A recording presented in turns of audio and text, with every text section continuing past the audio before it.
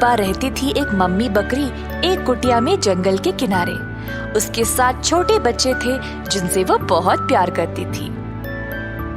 कभी कभी मम्मी बकरी को कुटिया छोड़कर जाना पड़ता था खाना लाने के लिए, और आज उसको वही करना था। उसने अपने बच्चों को बुलाया और कहा, गौर से सुनो बच्चों, मुझे बाहर जाना है खाना लाने। सब ध्यान से रहना, क्योंकि मैंने सुना इस इलाके में एक भेड़िया घूम रहा है। वो बहुत ही खतरनाक है और अगर उसने तुम सबको देख लिया तो वो सबको खा जाएगा। वो बहुत शातिर है और किसी और के रूप में भी आ सकता है। उसकी आवाज बहुत कठोर है और उसके पैर काले। तो नजर रखना और घर में ही रहना, किसी को भी अंदर आने नहीं देना। चिंता मत करो मम्मी, हम बहुत सावधानी से रहेंगे। हम किसी के लिए भी दरवाजा नहीं खोलेंगे। आप आराम से जाओ। और अंदर से जब उन्होंने ताला लगाया तब वह वन की ओर निकल पड़ी। उसी समय वो भेड़िया जो पेड़ के पीछे छुपा था बाहर निकल आया मम्मी बकरी के जाते ही। दरवाजे पर गया और खटखटाया। कौन है? दरवाजा खोलो, मैं मम्मी हूँ और मैं तुम सबके लिए अच्छे अच्छे चीजें लाई हूँ। परंतु भेड़िया की कठोर आवाज को सुनकर उन्हें समझ आ गया कि वह उनकी माँ नहीं थी। तुम हमारी माँ नहीं हो। हमारी माँ की आवाज बहुत मधुर है और तुम कितने कठोर लगते हो। तुम भेड़िया हो ना? चले जाओ यहाँ से। भेड़िया वहाँ से चला गया, ये सोचते हुए कि अब वह अपनी आवाज को कैसे बदले। एक पेड़ के पास गया और मधुमक्खी का छत्ता को पूरा खा गया अपनी आवाज को मधुर बनाने के लिए। फिर से कुटिया के पास गया और दरवाजा खटखटाया। दरवाजा खोलो प्यारे बच्चों, मैं आ गई और तुम सब के लिए अच्छी चीजें लाई हूँ।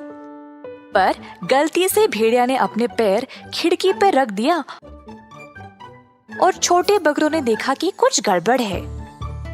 नहीं नहीं, हमारी मम्मी के पैर इतने बड़े और काले नहीं हैं। उनके छोटे और अच्छे हैं। तुम भेड़िया हो ना? जाओ यहाँ से। भेड़िया चला गया, ये सोचते हुए कि अब वह अपने पैरों को कैसे बदलेगा। अचानक से उसे एक युक्ति सूझी। एक रोटी वाले की दुकान पर गया और अपने पैरों को आटे में डुबो दिया। फिर वापस उस कुटिया के पास आया। अब मैं देखता हूँ ये बकरे दरवाजा कैसे नहीं खोलेंगे। फिर से दरवाजा खटखटाया। दरवाजा खोलो प्यारे बच्चों, मैं हूँ मम्मी और मैं तुम सब के लिए मजेदार खाना लाई हूँ। सबसे बड़ा बकरा जो था उसने कहा, अपने पैर दिखाओ ताकि हम देखें कि तुम सच में हमारी माँ हो या नहीं। भेड़िया ने अपने आटे वाले पैर दिखाए। देखा, मैं ही हूँ इस बार, अब खोल दो। बकरों को लगा कि इस बार सच में उनकी माँ वापस आ गई और फिर सबसे बड़े वाले ने धीरे से दरवाजा खोला। तुरंत भेड़िया अंदर घुस आया और सब पे गरजने लगा। छोटे बकरे इधर उधर भागने लगे खुद को बचाने के लिए।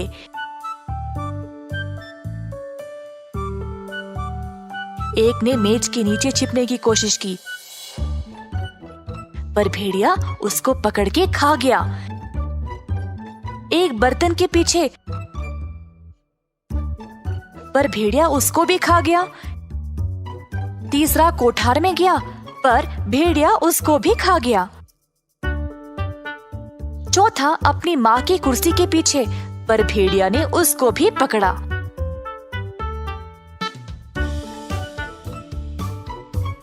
पांचवा बिस्तर के नीचे, पर भेड़िया ने उसको भी पकड़ लिया। छठा टब में छुपने की कोशिश की, परंतु भेड़िया उसको भी खा गया। केवल सबसे आखिरी और सबसे छोटा बकरा सुरक्षित पुराने घड़ी के पीछे छुपा था। जब भेड़िया को कोई और नहीं मिला तो उसने कहा, मुझे याद तो नहीं आ रहा यहाँ कितने थे, 6 या 7। पता ही नहीं चला मैंने कितनों को खाया। चलो मेरा पेट तो भर गया है, थोड़ा आराम कर लूं। अगर और कोई बचा तो मैं बाद में उसको देख लूंगा। तो भेड़िया गया बाहर और एक सेब के पेड़ के नीचे आराम से सो गया। जल्दी वह खरांटे लेते हुए गहरी नींद में चला गया। कुछ देर बाद मम्मी बकरी खाना लेकर वापस आई और घर पे सब कुछ बिखरा हुआ देखकर परेशान हो गई। तो उसे समझ आ गया कि भेड़िया ही उधर आया होगा। मम्मी बकरी जोर जोर से रोने लगी। अचानक से उसने एक छोटी सी आवाज सुनी। मम्मी, आप ही हो क्या? हाँ बच्चा, मैं ही हूँ। कहाँ हो और इधर क्या हुआ? सबसे छोटा बकरा बाहर निकल आया और अपनी माँ को सारी घटना सुनाई। हे भगवान, नहीं, ये क्या हो गया? मम्मी बकरी ने सोचा कि वह खुद देखेगी अगर कोई बचा या नहीं।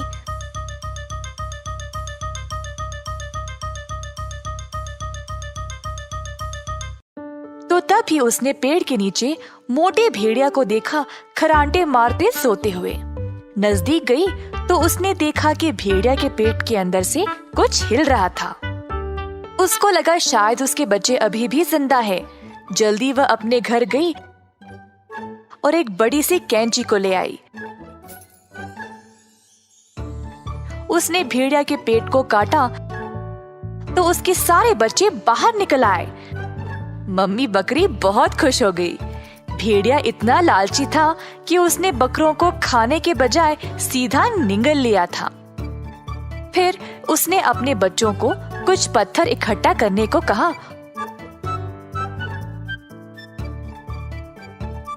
और एक सुई धागा ले आई।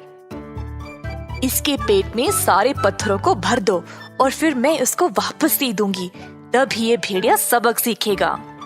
सब बच्चे बड़े बड़े पत्थर ले आए और मम्मी बकरी ने सारा कुछ भेड़िया के पेट में भर डाला। भरने के बाद भेड़िया के पेट को धागे से वापस सी डाला। काम खत्म होने के बाद सब वापस कुटिया में चले गए और भेड़िया के जागने का इंतजार कर रहे थे। कुछ देर बाद भेड़िया जागा और अपने आप को भारी और थका हुआ महसूस किया। भेड़िया बहुत प्यासा था। बहुत मुश्किल से उसने अपने आप को खड़ा किया और दर्द से चिल्लाने लगा।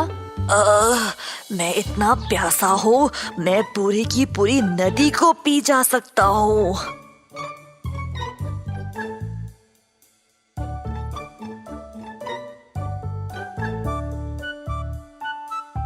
नदी के पास गया और जब पानी पीने के लिए नीचे झुका तो भेड़िया पत्थरों की भार से फिसल गिर पड़ा और नदी में ही डूब मरा।